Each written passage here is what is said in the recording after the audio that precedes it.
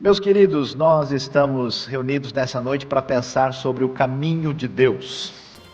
E pensar sobre o caminho de Deus, como nós acabamos de ouvir a leitura do Salmo 86, leva-nos a uma reflexão logo de início a partir da frase.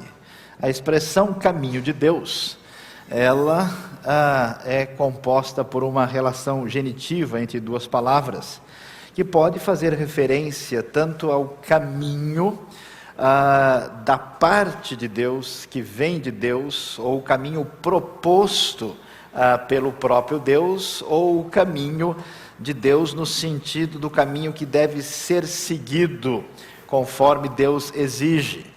E na verdade, todas essas referências vão estar de alguma forma presente na Escritura Sagrada. Quando nós pensamos em caminho de Deus, nós corremos o risco até de entrar por uma linha assim um pouco antropocêntrica, e usando a linguagem da filosofia, assim um tanto quanto deontológica, para estabelecermos aí certas expressões específicas e linhas de raciocínio, dizendo quais são as coisas que nós devemos fazer. Qual é a lista de elementos que devem ser percebidos numa espécie de abordagem diretiva que deve ser considerados para que nós possamos ir mais adiante. Mas eu faço um desafio a todos hoje a meditar comigo no Salmo de número 90, que é um salmo um tanto quanto extraordinário, porque ele vai nos falar de caminho, sim, mas de uma maneira um pouquinho mais ampla, pensando numa ideia de trajetória. Focaliza bastante a trajetória humana, focaliza, vamos dizer, a trajetória divina na sua relação de ação na realidade humana, e também vai focalizar esse aspecto importante de que direção nós temos de Deus para a nossa vida. Então eu peço que mesmo assentados com atenção e vagarosamente, nós venhamos a ler parte por parte do Salmo 90, que diz o seguinte: oração de Moisés, homem de Deus.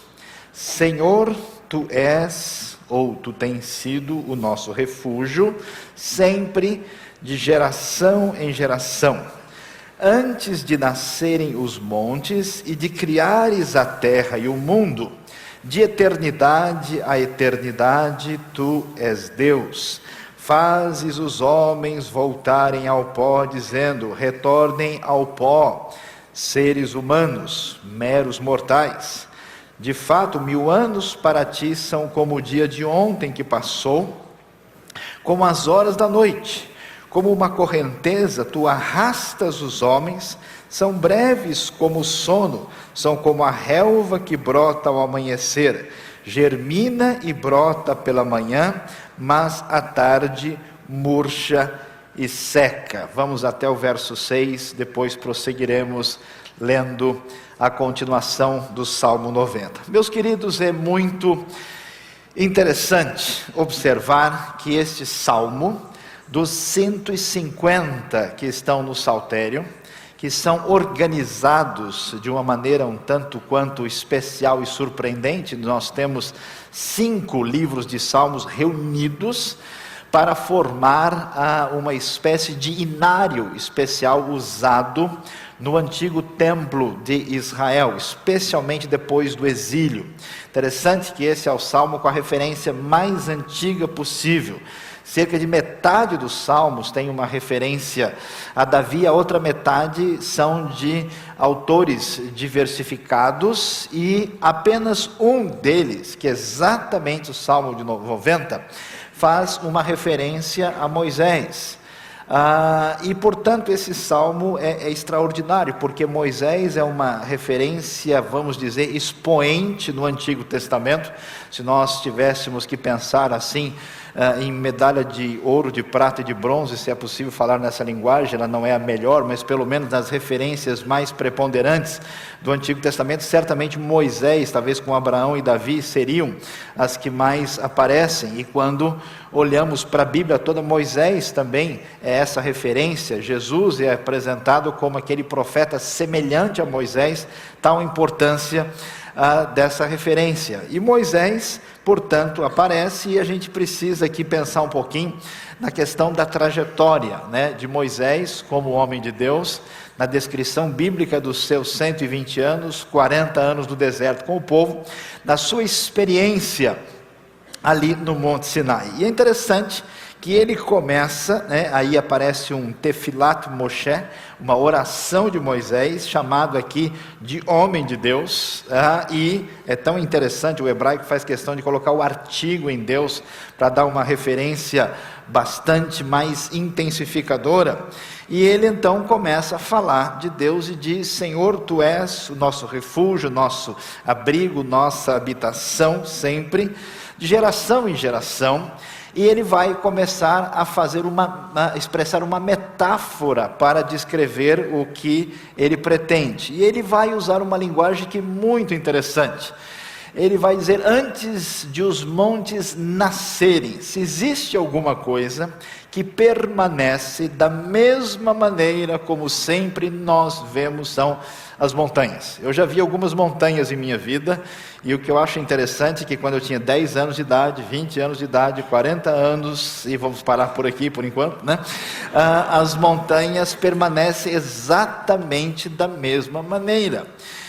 Numa viagem dessas aí de conhecimento, estudo por Israel, a gente ficava olhando aqui, ficava imaginando: puxa, imagina só que fulano de tal esteve aqui, Davi se escondeu numa dessas cavernas, e muito seguramente a paisagem que ele viu não é tão diferente, ou muito pouco diferente do que nós estamos vendo. Se tem uma coisa que faz a gente se sentir bem, que a gente não está envelhecendo, certamente são as montanhas. A gente pode chegar a olhar para elas e que beleza, eu me sinto completamente jovial nesses dias, está tudo em ordem com o meu organismo. Pois é, pensando nisso, essa linguagem, né, de nascerem os montes, nos leva à percepção que Moisés vai ter de Deus. Primeira coisa importante que é necessário ressaltar: não é possível refletir sobre nenhum caminho de Deus, sobre nenhuma referência de conduta, sobre nenhuma reflexão qualquer a respeito da relação com o divino, com o sagrado, com Deus da Bíblia, sem perceber que tudo começa com a revelação que Deus faz de si mesmo. E essa revelação que Deus faz de si mesmo para Moisés vai ser uma revelação da distância tremenda que Deus tem entre Ele e nós, que alguns teólogos gostam de chamar de infinita distância qualitativa. É exatamente a componente que provoca a verdadeira adoração, o desejo de prostrar-se, de sentir-se absolutamente humilhado, como um pó, diante da grandiosidade tremenda do Deus Todo-Poderoso, Criador dos céus e da terra. E a dimensão que ele capta aqui é a dimensão da eternidade de Deus. Então ele observa a referência mais próxima que a frágil criatura humana tem de abstrair uma referência próxima dessa ideia de eternidade, exatamente as montanhas. Não há mais nada ali próximo que talvez evoque de maneira um pouco mais objetiva e concreta essa realidade. Então ele diz: Senhor, uma coisa eu posso dizer: o Senhor não é apenas um Deus eterno, mas o Senhor entrou na história e tem agido de modo redentivo, salvador, protegendo, construindo a sua história de salvação no nosso povo, a quem escolhesse, falando da comunidade da fé do Antigo Testamento. E isso que o Senhor tem feito, sendo o nosso refúgio, nossa habitação, a palavra pode significar até casa, no sentido de elemento que protege. O Senhor tem sido isso, interessante, né? Antes de nascerem os montes, e aí ele vai com a teologia um pouquinho mais adiante, ele dá uma ampliada nos horizontes: antes de criares a terra e o mundo, e aí sim, me'olam ad olam ata el, de eternidade a eternidade, uma das frases mais estrondosamente bonitas da Escritura: Tu és Deus. E então ele começa a descrever o relacionamento que nós temos com esse Deus grandioso. Meu querido, nós corremos o risco de imaginar que a nossa relação com Deus, como nós somos frutos de toda uma revolução intelectual que aconteceu no mundo ocidental, e isso nos parece muito fascinante, entendermos que a nossa relação com Deus se dá especialmente por uma percepção cognitiva de Deus. É mais ou menos assim a gente exercitar os nossos atributos aparentemente muito razoáveis da nossa mente, do nosso intelecto, nossa memória, nossa capacidade de raciocínio, e que em função disso a relação com Deus, com a fé, com a teologia se desenvolve suficientemente. Nós vamos descobrir no texto que a reflexão que se faz com relação a Deus se dá com uma profunda admiração poderosa que toma conta da grandiosidade do ser. Nós sabemos que, graças a Deus, a Editora Fiel e outras editoras têm buscado grandes referências do passado, de pessoas que foram fiéis a Deus, mas não só foram fiéis a Deus, mas que amavam a Deus, que tiveram experiências profundas com Deus, que foram atingidas pela graça, pela ação extraordinária do Espírito de Deus, e não são apenas reflexões que surgem de uma mente, mas de um coração que traduz-se em palavras compreensíveis, mas profundamente atingido por Deus. E uma das dimensões profundas que vai abençoar a sua vida, a sua fé cristã, o seu ministério, é a descoberta gostosa, extraordinária do coração, que nos leva a uma atitude de adoração adequada, que Deus é o ser eterno, que Deus é grandioso, Deus está além da nossa compreensão, e Ele, sendo esse Deus eterno e poderoso, nós entramos em contato com Ele, e o que acontece? A gente sente o que vai acontecer a partir do verso 3. Diante dessa percepção, a palavra que vem no texto nos diz: fazes os homens voltarem ao pó, dizendo: retornem ao pó, seres humanos. De fato, 1000 anos para ti são como o dia de ontem que passou, como as horas da noite. Como uma correnteza tu arrastas os homens, são breves como o sono, são como a relva que brota ao amanhecer, germina e brota pela manhã, mas à tarde murcha e seca.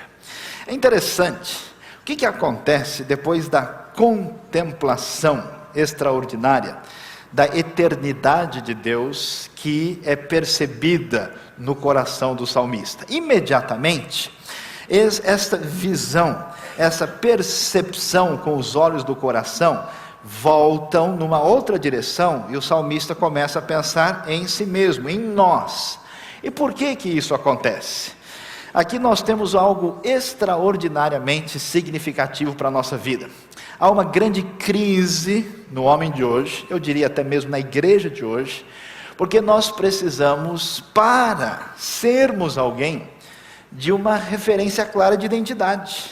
Hoje, grande parte das pessoas não sabem muito bem o que são ou quem são. Não tem definições claras. Há um sentimento de maresia, de indefinição, uma espécie de perfil gelatinoso desse mundo pós-moderno, que causa uma espécie de náusea existencial profunda num mundo que sofre sem saber direito por que está doendo. E é interessante que a grande dificuldade é buscarmos uma fonte de referência. Eu fico impressionado quando eu começo a observar algumas pessoas na área da teologia que de alguma forma perderam uma referência definida, necessária, que é a Escritura Sagrada. Às vezes não conseguem ficar à deriva o tempo todo. É necessário, de alguma maneira, buscar alguma fonte de referência, porque, como diz a boa filosofia, nós não somos seres necessários, somos seres contingentes. Nós não podemos ser referenciais absolutos. E o texto vai dizer para nós o seguinte, de uma maneira muito especial, que quando nosso coração descobre quem Deus é, nós sabemos quem nós somos. A nossa identidade surge não de uma psicologia humanista.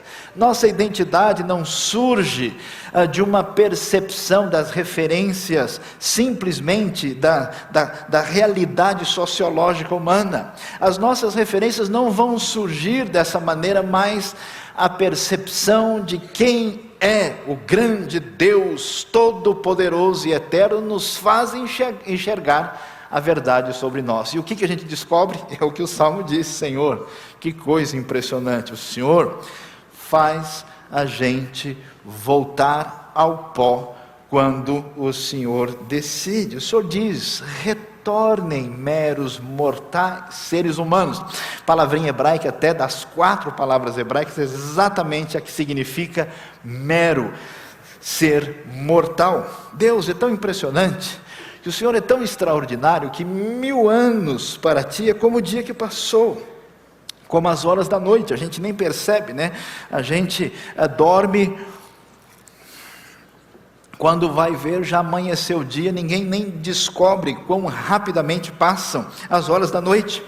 E aí, dentro daquele ambiente comum do deserto, né, vendo a percepção mosaica, toda aquela experiência que envolve o deserto do Sinai e depois a região do Néguev ao sul de Israel, eles sabem o que é uma torrente. Quando as chuvas caem na região alta de Israel e descem com força, e as pessoas inclusive morrem com essas torrentes, porque elas chegam de uma vez em alta velocidade e são assustadoras. Então ele vai dizer, como uma correnteza tu os arrasta, são breves como o sono, como a relva que brota ao amanhecer, germina e brota pela manhã, mas à tarde murcha e seca. Meus queridos, quando nós descobrimos quem Deus é, nós descobrimos quem nós somos. E descobrir quem é você, diante da realidade, da eternidade, da transcendência extraordinária do Deus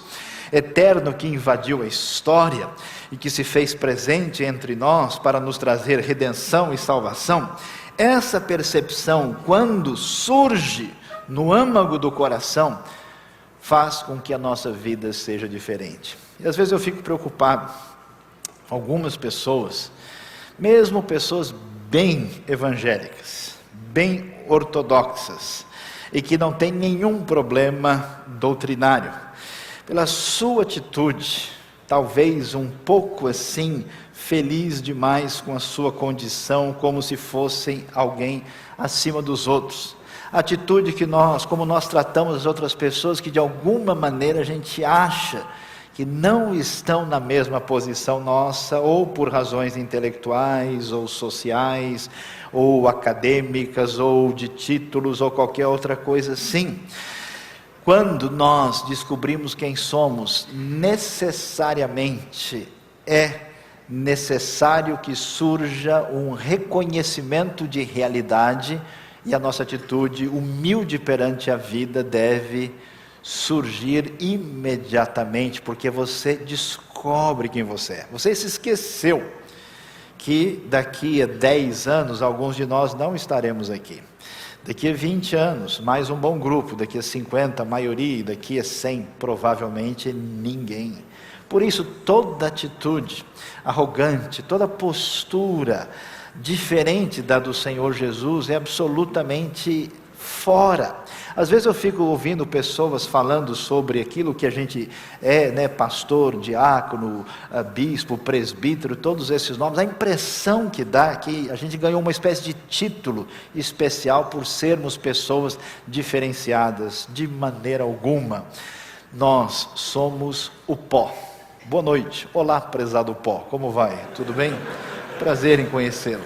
Diante dessa circunstância, diante dessa realidade, vai surgir uma outra dimensão absolutamente necessária, que descobrindo como Deus é eterno, transcendente, glorioso, e como esse Deus invade as dimensões da história, o eixo do tempo e do espaço, nos quais nós estamos inseridos e não temos como viver fora dessa realidade por sermos criaturas limitadas, vendo tudo isso e descobrindo como é que esse Deus age em favor da nossa redenção, surge necessariamente uma atitude diferenciada para com a vida. Aí, o próximo passo, depois do salmista observar e descobrir quem Deus é, por essa revelação de Deus ao coração dele na sua trajetória de vida, ele descobre quem ele é na sua limitação, fragilidade e pequenez.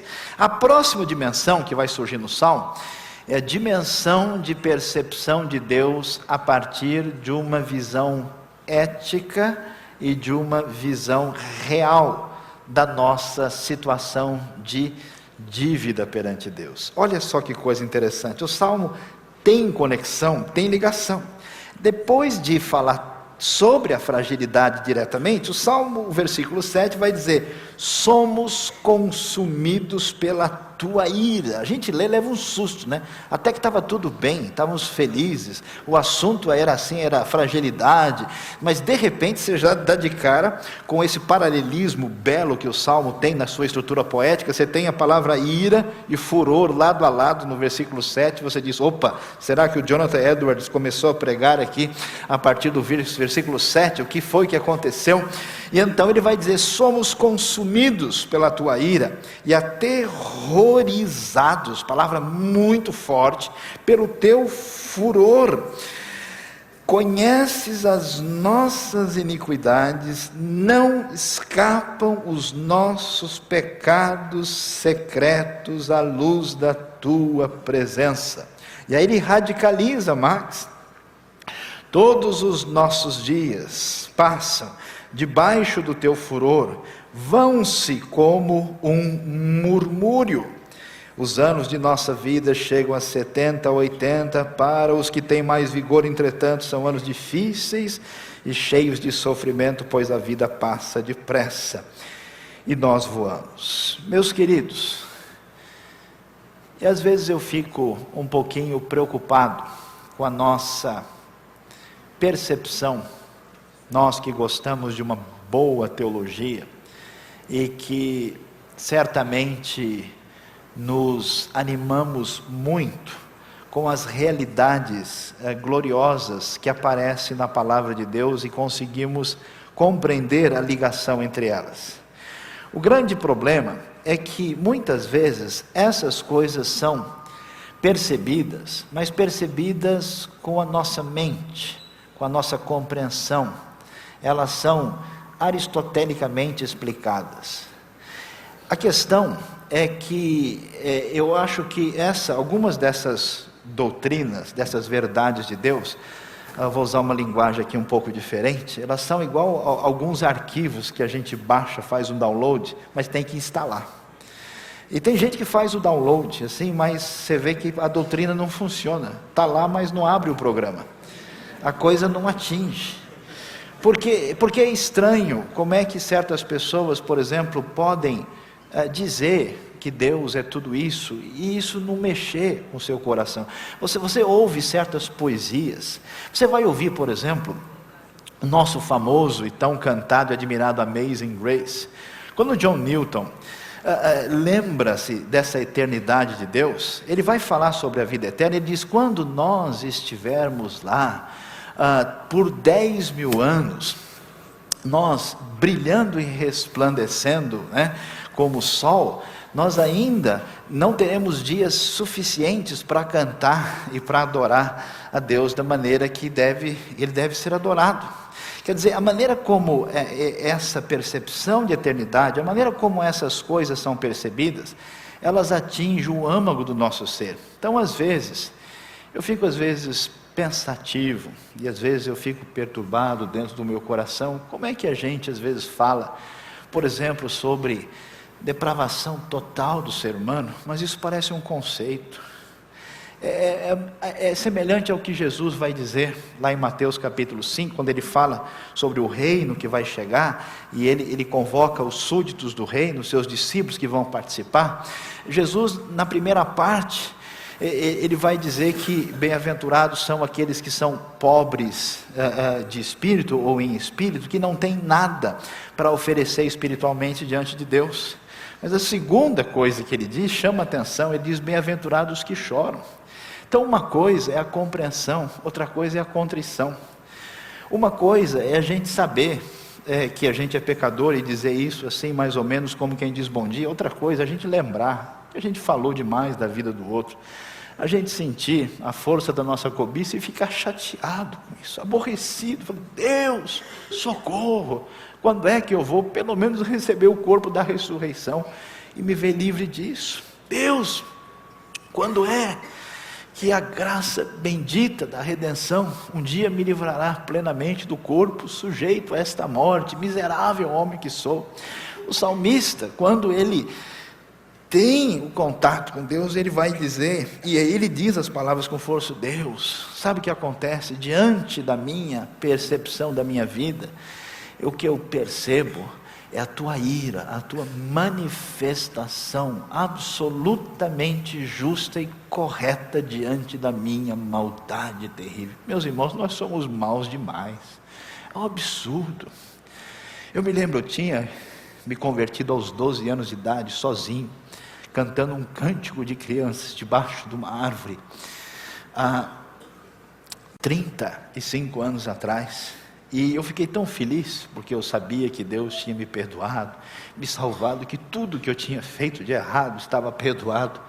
E aí pouco tempo depois eu comecei a fazer coisas erradas de novo, e eu fiquei tão assustado, falei, Deus, será que o Senhor foi embora?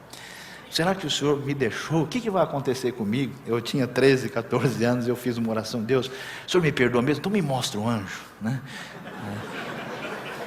Olha só, aí que começam essas ideias erradas da igreja, está vendo? O Senhor me mostra um anjo, né? E aí, só que eu tinha medo, vai que aparece mesmo, né? Aí eu fechava um olho, deixava o outro aberto, orando e vigiando, né? Para ver o que ia acontecer.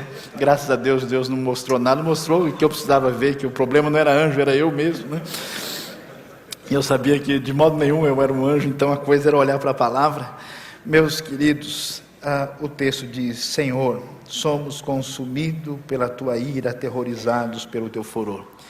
Feliz daquele pastor, líder, pessoa que ainda tem o privilégio e a graça divina de estar insatisfeito consigo mesmo, de olhar para a sua vida, ainda ter coisas assim como dizer desculpa e chegar diante de Deus. Você lembra quando a gente recebeu a Cristo? É gostoso, né? É tão bom.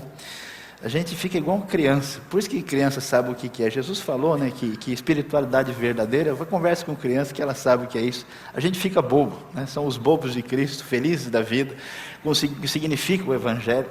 Então quando isso atinge o nosso coração, atinge a nossa alma, a gente de fato fica muito aborrecido. E aí ele vai ver, puxa, esse Deus todo poderoso, esse Deus diante de quem eu me sinto pó, que eu não sou nada, que coisa, ele viu a coisa feia que eu fiz, conheces as nossas iniquidades.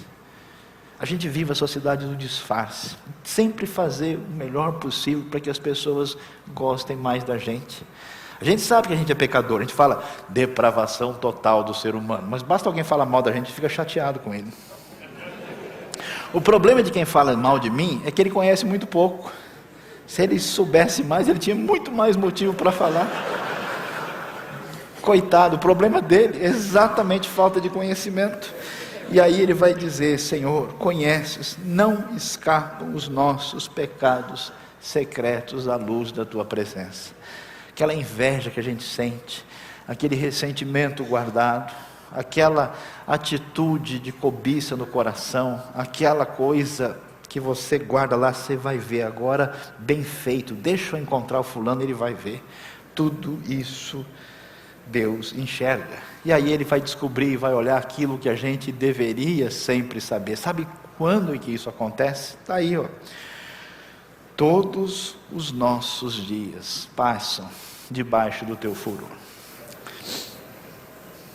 O grande problema, meus amados, é que não tem jeito para nós. Eu fico preocupado às vezes com as grandes propostas de santificação que nos são apresentadas. Você tem santificação hoje em 3 vezes sem juros no cartão, com desconto, como você quiser.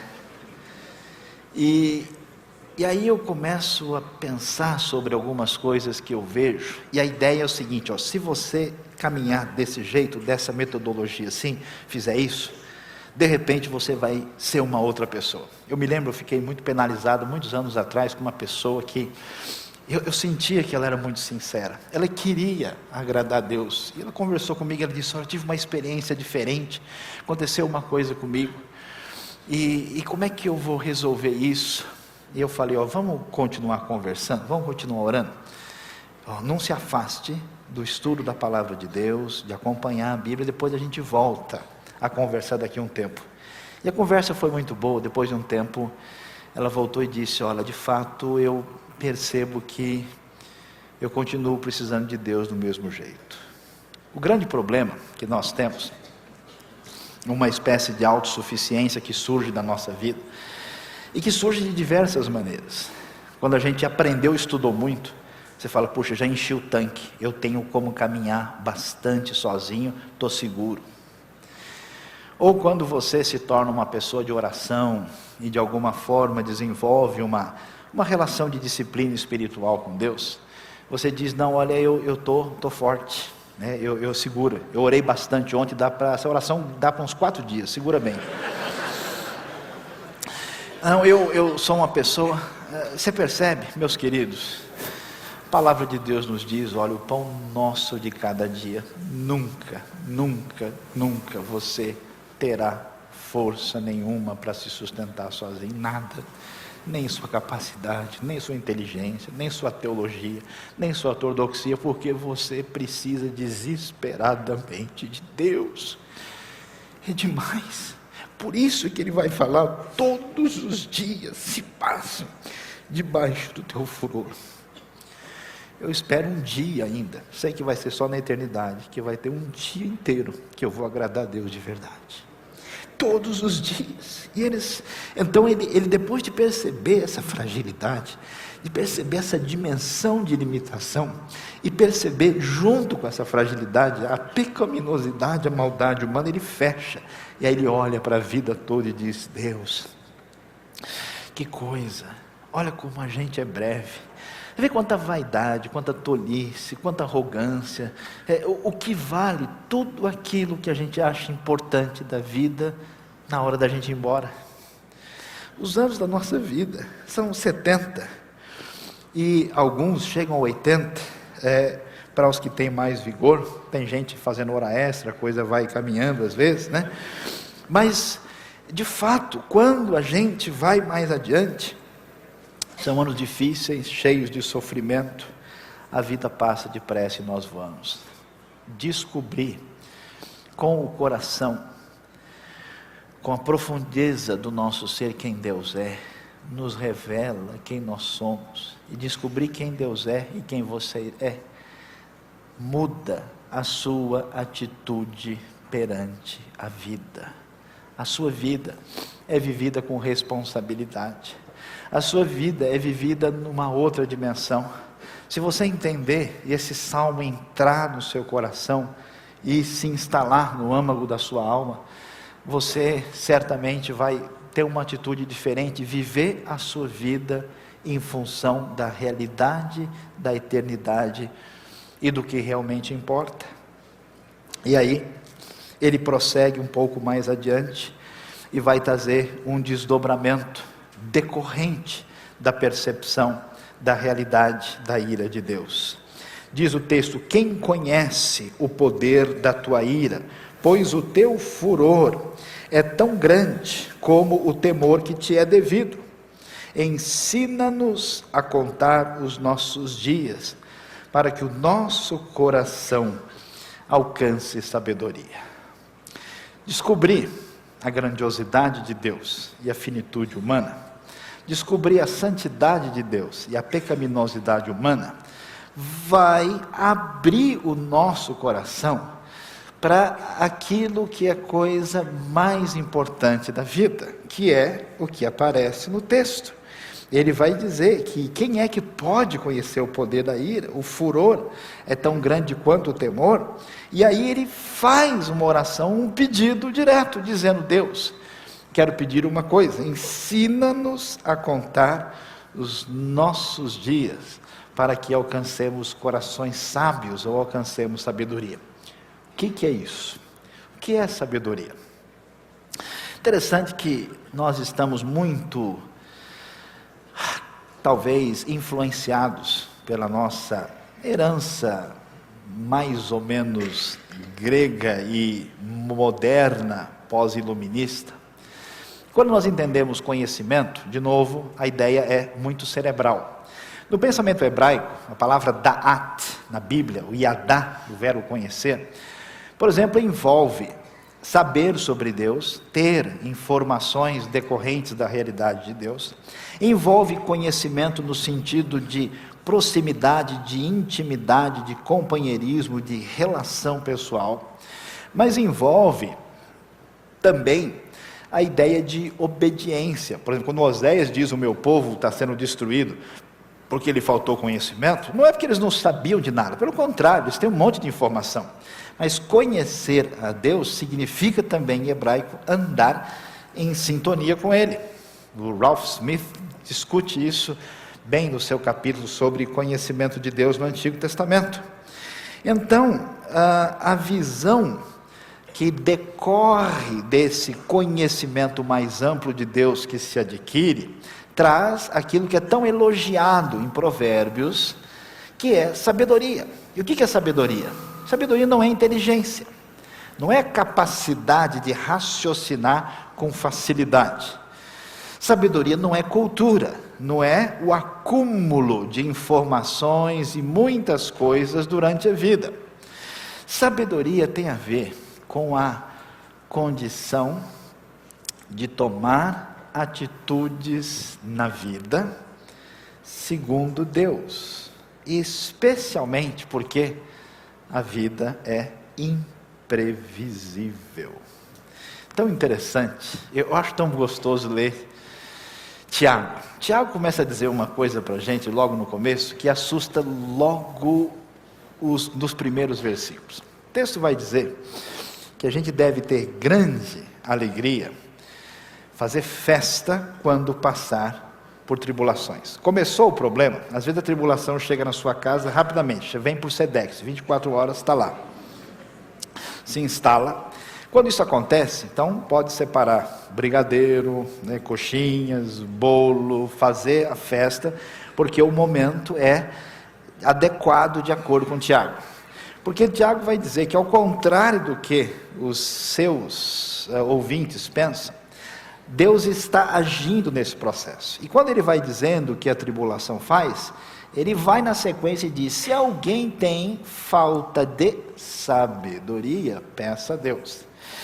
A ideia de sabedoria envolve atitude não antropocêntrica, não imediatista, não radicalizada, não sem reflexão, de ter atitudes ponderadas e sintonizadas com o equilíbrio pessoal que surge de uma fé amadurecida em Deus diante das coisas complicadas da vida. Deus sabe como a gente é dependente da gente mesmo, como você confia naquilo que você não deve confiar, e então Ele cria circunstâncias difíceis e complicadas. Eu brinco às vezes dizendo que Deus tem um lado gaúcho, Ele põe a gente no espeto e vai virando bem devagarinho assim. Aí o sujeito fala: ai, está quase no ponto, vai ficar uma delícia depois.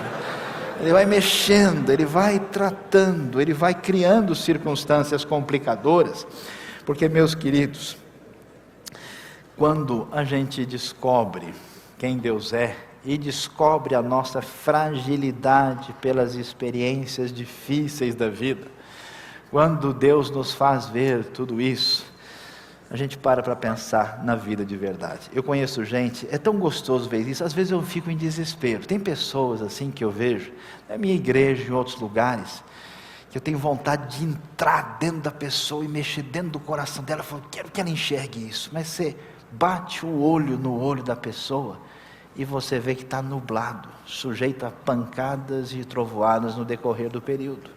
que não tem promessa de coisa diferente ali. Mas de vez em quando, a gente vê alguém assim que está desconectado com o mundo. Aí Deus, na sua bondade, no seu amor, faz alguma coisa. Você olha no olho, você vê o brilho diferente. Veja, olha, a graça atingiu a pessoa. Ele acordou, entendeu a vida. Agora ele vai ser diferente em casa, no trabalho. A atitude dele muda. A gente tenta. Deus já me humilhou um monte de vezes. Quando eu achei que estava tudo certo, eu fui pregar no lugar, deu tudo errado. E às vezes foi tudo complicado. Tudo deu para trás quando chegou na hora. Deus fez o que devia ser feito. É tão impressionante. A gente não sabe como fazer as coisas. A gente precisa sabedoria, mas a gente não deseja sabedoria. Mas quando a gente enxerga Deus do jeito que Ele é. Mas quando o Espírito revela quem é você e bate o santo desespero no seu coração, aí você vai falar: Deus, não me dá mais salário não. Deus, eu não preciso de uma casa melhor. Deus, o meu problema não é carro, meu problema é saber lidar com as coisas complicadas da vida. Como pedir desculpa para um filho, como fazer coisas assim que a gente no nosso pedestal não quer fazer. Deus, ajuda-nos a olhar a realidade, contar os nossos dias, enxergar a tua grande e maravilhosa pessoa, eterna e poderosa, e enxergar minha realidade e viver a vida com desejo de agir segundo Deus. E então a coisa vai ficando mais bonita no Salmo. Olha que coisa interessante. O que é que você mais deseja na sua vida? Onde é que a saudade bate forte no teu coração? Do que você está procurando? Você quer o quê? Um pouco mais de conhecimento para se sentir bem seguro, é isso? Você quer um grupo de pessoas, amigos, para te dar força na sua caminhada? Você quer nome e reconhecimento? Você quer uma igreja bem sucedida, que dê certo? O que você quer? O salmista, depois de descobrir as coisas, sabe o que ele quer? Ele quer: Deus, volta-te, Senhor, volta-te. Até quando será assim? Santa saudade que bate no coração da pessoa que descobre que Deus é o maior bem da vida. Volta-te, tem compaixão dos teus servos. Senhor, interessante que nós estamos numa era muito pragmática, em que as coisas são meramente funcionais. E a gente fica, procurando às vezes, pensando muito. Uns pensam muito na máquina pragmática que deve funcionar. Outros pensam muito na articulação teológica. Outros pensam, talvez, em estar apenas sintonizado com aquilo que é certo. Mas a coisa é mais profunda. Volta-te, Senhor, volta-te. Até quando tem compaixão dos teus servos? A única esperança é a compaixão de Deus. E Ele vai dizer algo impressionante no versículo 14. Satisfaze-nos pela manhã. Talvez referência ao fato de que os judeus oravam logo no início, pela manhã. Mas a palavra, as traduções variam. O texto hebraico mesmo, mais diretamente, é uma solicitação, um pedido por prazer e alegria. Pode ser traduzido de maneira distinta. Satisfaze-nos pela manhã com teu amor leal, e todos os nossos dias cantaremos felizes. C.S. Lewis diz um negócio muito interessante, que o prazer, a alegria, a satisfação, sem dúvida, é uma das coisas mais legítimas e adequadas que o ser humano deve desfrutar. Tanto é que a promessa final que nós encontramos no Apocalipse é que não haverá mais dor, nem morte, as primeiras coisas já passaram. A ideia é de alegria, de gozo, de felicidade eterna. Isso é absolutamente pertinente. Todos nós fazemos qualquer coisa, buscando, ainda que inconscientemente, esta satisfação tremenda. O problema é que, por causa do pecado e da maldade, nós encontramos alegria naquilo que não faz sentido. Mas quando, meus queridos, nossa sintonia se estabelece com o nosso Deus bondoso, baseado no seu Hesed, que é esse elemento agápico do Antigo Testamento, desse amor de aliança. Então ele diz: Senhor, dá-nos alegria. A única fonte de satisfação e de felicidade que nós temos és tu. Daí você vai entender todo o desenvolvimento de John Piper por causa da teologia da alegria, da felicidade, né? Eu conheço gente que, se a gente acredita assim, que a pessoa está indo para o céu por amizade, né? Você fala: não, eu acho que ele deve estar assim, né? Você olha para ele assim, não parece muito, né? Mas, meus queridos, grande Senhor, nós vamos cantar felizes todos os dias. E aí é interessante, né? Como a nossa vida é pesada. Lembra das tribulações, daqueles problemas, das dificuldades que revelaram para nós nossa pequenez, nossa fragilidade, nossa limitação, nosso pecado. Então ele lembra e diz: Deus, dá-nos alegria pelo tempo que nos afligiste, pelos anos em que tanto sofremos. O salmista começa dizendo: olha, nossa necessidade maior é conhecer o Deus grandioso, poderoso, santo e eterno. Quando a gente conhece Deus, a gente conhece a realidade a respeito de nós mesmos, sentimos nossa pequenez, nossa fragilidade, nossa maldade, nosso pecado, nossa distância. Aí nasce a vontade de ter o que é necessário, que a gente não quer. Chama-se sabedoria, a vontade de agir certo segundo Deus e a busca no coração, pedido a Deus para que isso nos seja dado. Em seguida, o destino do coração é reconhecer que Deus, sim, o caminho da vida é o caminho de desfrutar dessa presença, essa saudade divina que atinge a vida e o coração, que é a fonte da nossa alegria. Quando nós pensamos nesse caminho, nós corremos o risco de apenas superficialmente pensarmos: olha, aqui temos 3, 4 coisas que devemos fazer, e se colocarmos em prática as coisas vão funcionar melhor e estaremos afinados com aquilo que é desejável. Mas o texto bíblico é mais profundo e vai muito além disso. E aí? O salmista vai caminhar para o desfecho, ele vai chegar para o final, e ele vai então nos dizer os seus últimas expressões de desejo no coração e de vontade. E ele vai dizer no verso 16: sejam manifestos os teus feitos aos teus servos, e aos filhos deles o teu esplendor. Esteja sobre nós a bondade do nosso Deus soberano. Consolida para nós a obra de nossas mãos. Consolida a obra de nossas mãos. Interessante. O salmista enxerga Deus, depois enxerga a sua pessoa na sua relação de contraste com Deus, de necessidade a respeito da ação de Deus na sua vida. E agora, como o assunto geral do Salmo envolve essa questão da eternidade, do Deus que agiu na história, ele tem um desejo no coração. Ele descobriu sim, viu o que Deus fez, como é que Deus age, foi revelado ao seu coração, e ele descobriu tudo isso. E qual é o grande problema? Quando Deus eterno, poderoso, infinito, invade o tempo e faz o que ele fez, que é tão extraordinário, corre o grande risco de tanta gente não enxergar isso. Que coisa! E agora ele volta o coração para, vamos dizer, a comunidade do povo de Deus, incluindo-se a si mesmo, usando aqui a primeira pessoa do plural, envolvendo também o próprio povo, ainda que ele use em outros textos, aqui a coisa é um desfecho que volta-se para a realidade do povo de Deus.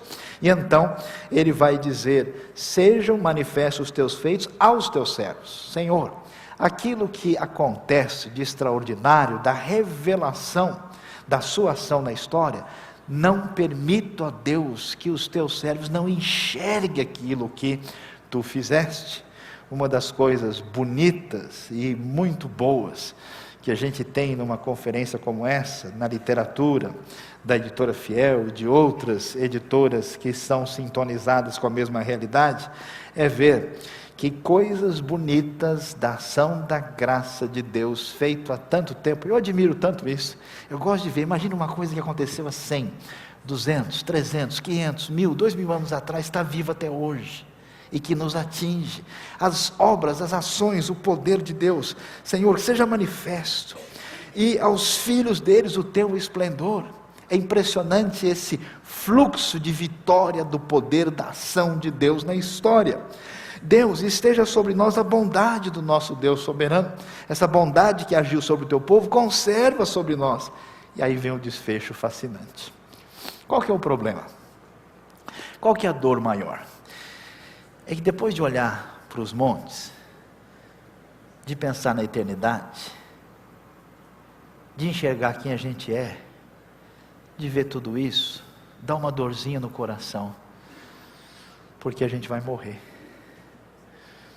A gente vai embora desse eixo de ação de Deus na história. E o salmista foi embora faz tempo, Moisés faz bastante tempo. E aí então, nós sabemos que na revelação do Novo Testamento, toda a nossa realidade descansa tranquila na eternidade, da vida eterna, da salvação que temos em Cristo Jesus. Mas os detalhes neotestamentários não estão todos incluídos nessa revelação progressiva que ainda está no Antigo Testamento. Então ele vai pensar numa dimensão um pouquinho diferente do que a gente lê no Novo Testamento. Ele diz: Senhor, aquilo que o Deus eterno faz na história, por meio da nossa vida, que é uma ação da eternidade, na nossa limitação finita, Deus, eu sei que não tem jeito, eu vou embora, eu sou finito, eu vou desaparecer desse cenário, mas ó Pai, consolida para nós a obra de nossas mãos. A palavra hebraica dá uma ideia, vem de um verbo que quer dizer erguer, levantar, que aquilo se firme. É a oração que diz: Deus, eu fiz tanta coisa que desagradou a Ti. Eu vivi na minha fragilidade. Demorou para eu descobrir que eu precisava de sabedoria. Eu sou nada, uma pequena poeirinha no universo. Mas, ó Deus, as obras de nossas mãos, aquilo que nós fazemos, pela Tua ação, tendo nós como instrumento, Pai, consolida que isso se firme e atravesse o tempo depois que eu vou embora. Você deve abrir o seu coração para o Deus da eternidade, para o Deus eterno. Quando essa graça, esse poder, essa realidade que a gente estuda e admira tanto, entra na nossa vida, tem um impacto e produz uma realidade espiritual extraordinária, você vai embora, mas tudo que Deus verdadeiramente, pelo seu poder e pela sua graça fez na sua vida, vai continuar dando fruto. Depois que você for, vai continuar fazendo coisa. É tão impressionante ver. Às vezes eu vejo um hino, eu choro, porque eu vejo, essa pessoa virou pó. Eu posso talvez ver a caveira, o crânio, e agora alguém ouviu aquela poesia, se converteu, abriu o coração. Eu vou embora, onde eu vou? Mas, ó Pai, que aquilo que o Senhor faz por nosso intermédio, que isso continue a dar fruto para o Teu reino. E o gostoso, meus queridos, você sabe, você sofre, você que é sincero e fiel, busca Deus, passa por cada coisa, mas um dia, quando chegar lá do outro lado, a gente na eternidade vai ter condição de ver como Deus fez coisas extraordinárias na nossa vida. Que Ele abençoe o nosso coração. Amém.